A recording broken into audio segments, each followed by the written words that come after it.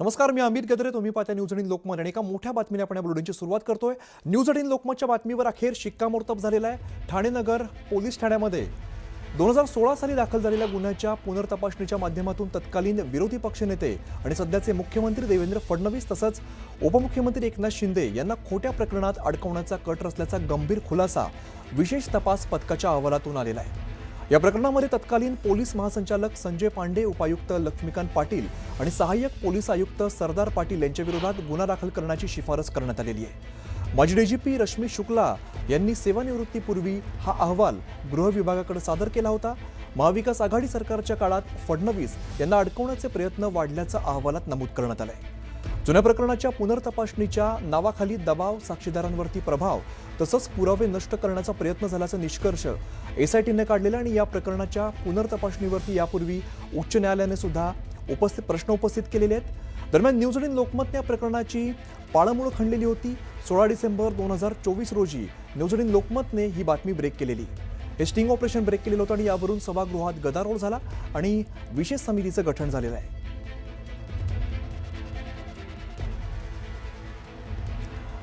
आपल्यासोबत सध्या आमचे प्रतिनिधी प्रशांत बाग आहेत आणि प्रवीण दरेकर सुद्धा आपल्यासोबत आहेत. प्रशांतजी, तुम्ही प्रवीण दरेकरांशी बोलू शकता. प्रवीणजी, 16 डिसेंबर 2024 न्यूज 18 लोकमतला उपस्थित केलेल्या आणि ज्या प्रसारित केलं होतं स्टिंग ऑपरेशन, ज्या स्टिंग ऑपरेशनमधनं सरदार पाटील तपास अधिकारी यांनी कशा प्रकारे देवेंद्र फडणवीस आणि एकनाथ शिंदे या दोघांना अडकवण्याचं षडयंत्र रचण्यात आलेलं आहे हे जे समोर केलं होतं. आणखी तुम्ही हीच गोष्ट हिवाळी अधिवेशनामध्ये सभागृहात उघड केली होती. आठवतो तुम्हाला तो दिवस?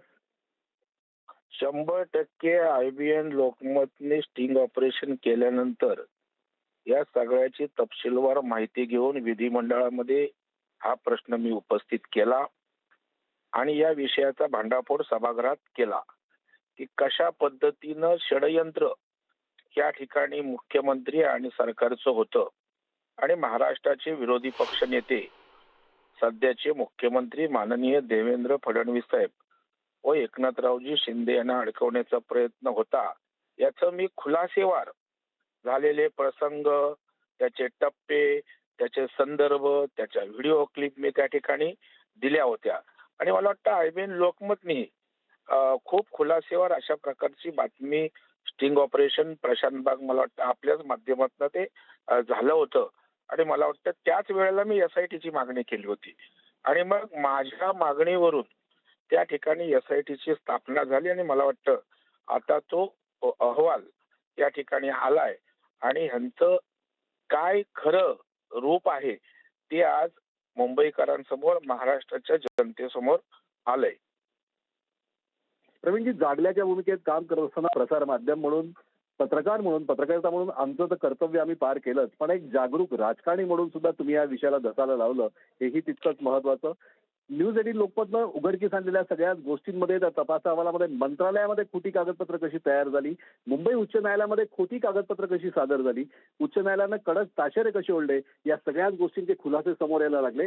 आणखी अखेर तुम्ही मागणी केलेल्या चौकशी समितीनं या सगळ्याच गोष्टी अहवालामध्ये स्पष्ट नमूद केल्या. काय सांगाल? नाही, खरं आहे की या ठिकाणी कशा प्रकारचं कुभान रचलं गेलं होतं. मग त्या ठिकाणी शासकीय यंत्रणेचा वापर, खोटी कागदपत्र तयार करणं, न्यायालयामध्ये खोटं त्या ठिकाणी सादरीकरण करणं आणि एकंदर काय वाटेल तो होकार क्रोक देवेंद्र फडणवीस साहेबांना अडकवायचं आहे, एकनाथ शिंदे साहेबांना अडकवायचं आहे, अशा प्रकारच्या सूड भावनेनं त्या ठिकाणी पेटून मला वाटतं अशा प्रकारची गोष्ट केली होती. परंतु सत्य कधी ना कधीतरी त्या ठिकाणी बाहेर येतं आणि मला वाटतं आज त्याचा पर्दाफाश झालाय. मला वाटतं मी तुमच्या IBN लोकमत चॅनलचं मनापासून अभिनंदन करेन की या विषयाला आपण वाचा फोडलीत. मी विधी मंडळामध्ये एक जागरूक लोकप्रतिनिधी म्हणून आपला संदर्भ घेऊन भूमिका मांडली आणि त्या ठिकाणी आता यातलं सत्य समोर येते.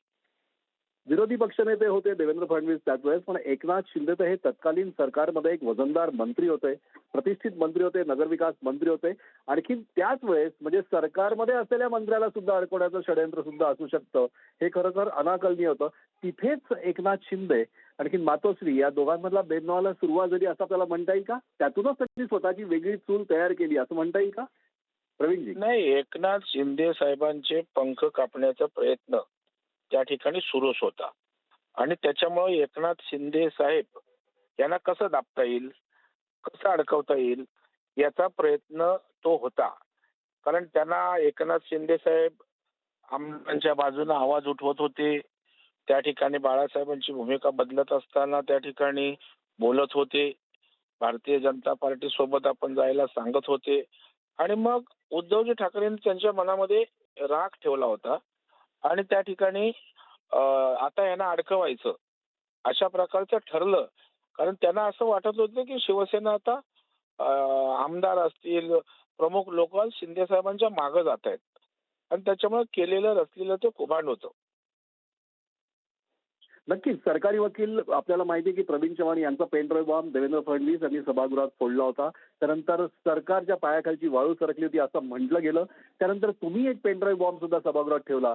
कशा प्रकारे देवेंद्र फडणवीस यांना सातत्यानं कोंडीत पकडण्याचा, त्यांचा अभिमन्यू करण्याचा प्रयत्न करण्यात आला हेही समोर आलं. काय सांगाल प्रवीणजी? नाही, मला वाटतं देवेंद्र फडणवीस साहेबांनी या ठिकाणी हैराण केलं होतं सत्ताधारी पक्षाला. म्हणजे विरोधी पक्षाचा नेता असताना अबोव पॉवर त्या ठिकाणी यांची सगळी जी काही कुंडल्या होत्या त्या मांडत होते, यांचे जे काही षडयंत्र होते उघड करत होते आणि त्याच्यामुळे देवेंद्रजींनी हैराण केलं होतं. आणि मग आता अशा वेळेला देवेंद्रजींना कुठेतरी अडकवायचं अशा प्रकारचा त्यांचा प्रयत्न होता आणि देवेंद्रजींची लोकप्रियता मलिन करण्याचा प्रयत्न होता. पण देवेंद्रजी त्या सगळ्यांना पुरून उरले. धन्यवाद प्रवीणजी, न्यूज 18 लोकमतशी बोलल्याबद्दल. अमित. निश्चित या प्रकरणामध्ये फडणवीसांना अडकवण्याचा कट होता. माजी डीजीपी संजय पांडेंनी हा कट रचला होता, या अहवालातून समोर आलाय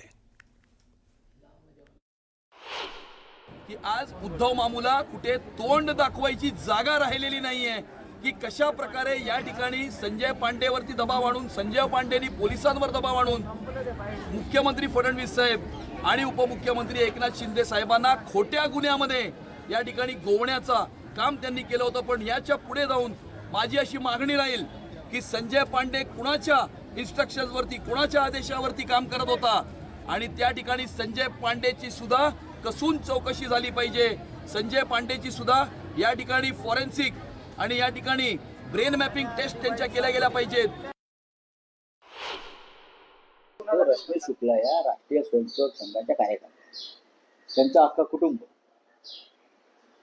हे भाजप आणि राष्ट्रीय स्वयंसेवक संघाचे कार्यकर्ते म्हणून ते काम करतात आणि त्या वर्दीतल्या संघाच्या कार्यकर्त्या, त्यांच्या अहवालावरती विश्वास ठेवता येणार नाही. तसं नसतं तर त्यांना एक्सटेन्शन दिलं नसतं ना, संघाच्या दबावामुळे दिलं. ते काय दुर्लक्ष.